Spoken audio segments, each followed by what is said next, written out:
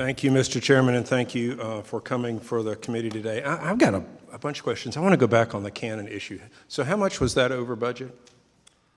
So the original midpoint of the budget estimate was about $750 million. We're coming in at $971 overall. Okay, so almost a quarter billion dollars over. How about timing? How long overrun was it?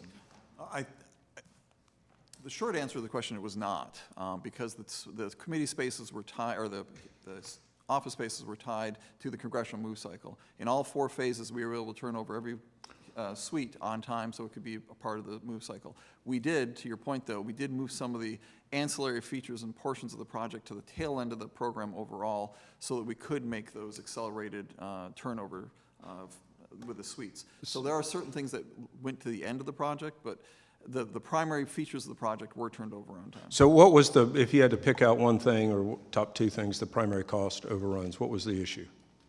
I would say there's several things. I'd say it's part of the enduring lessons we learned from the project. I would say one of the things was the change management issues when we first started the project.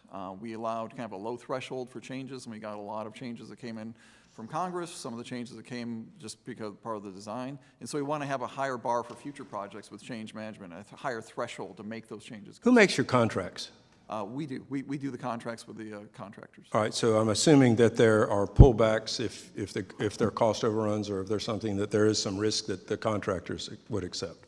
Just trying to, again, if we're going to talk about this with redoing Rayburn, we have to use every little bit of experience from Cannon to make sure that the same, I don't want to say disasters, the same, cost overruns don't occur with Rayburn. So I'd say that this has come up before, and I just want to brief. When it came to Cannon, as the chairman pointed out earlier, the original cost estimate was done in 2009 for the $750 million. But because it was put forward so early in the project, our estimators gave a plus or minus 40%, which is large when it comes to construction projects. And so during the time, through all the projects, the timeline came through it, including early 2020s, when we had the COVID shutdowns and the pandemic and the price escalations and the material disruptions, and we had an enforced shutdown of the project in early 2021. All those create significant headwinds. But even after all of that, coming in at 971, although it is high in that estimate, is still within the original estimate. Yeah. Well, I would just say, the outside world loves a government contract, and I hope there are people within your department or whatever that are questioning every nickel and dime, as it would out in the private world, because this is taxpayer money. It's not, just going to come out of air. And to have real due diligence on these things, I think, is critically important. Let me move on a little bit for the Capitol Complex Master Plan. Where are you guys with that? So it's a multi-phase project. We're in the last phase of that with our designers. We're finishing that up this fall.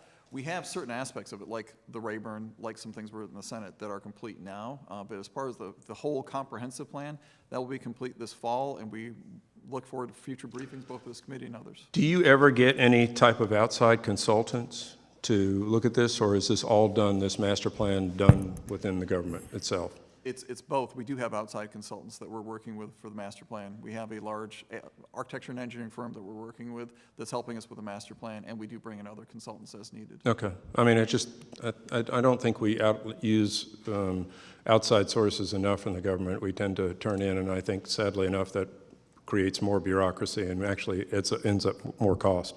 Going back to our favorite topic of the committee hearing, Rayburn.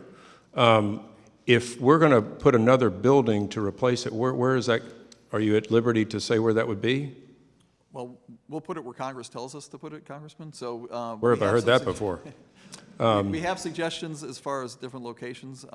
We have the preferred location, the one that we briefed out, is over the West House underground garage, but that is still very much up for discussion. But we are conscious of the guidance this committee has given us that any place we select has to be within a 10-minute walk of the chamber and has to have tunnel access, and that narrows our choices down significantly. Okay. If you're doing that, if you don't mind, put an underground baseball complex for us that we get up or stupid enough to get up at the early part of dawn, don't have to drive across the city. I'm just kidding. So good luck. You have a huge monumental task, and a lot of money and a lot of appropriations to occur, a lot of planning. So as we are, I think, bipartisan in this approach, we're at your disposal. Thank you very much. Yield back.